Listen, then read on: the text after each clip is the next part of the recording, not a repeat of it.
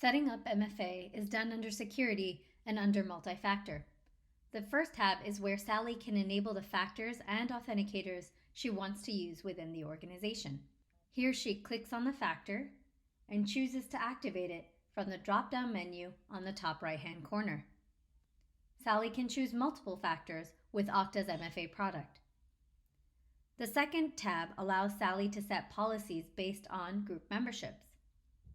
Here Sally can decide which factors are available to a group of users.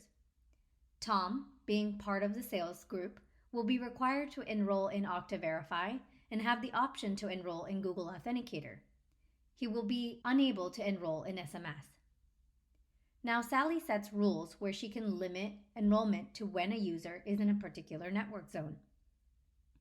She also then chooses when enrollment is required, either when a user is first challenged for MFA, the very next time they log in, or exempt them altogether from enrollment.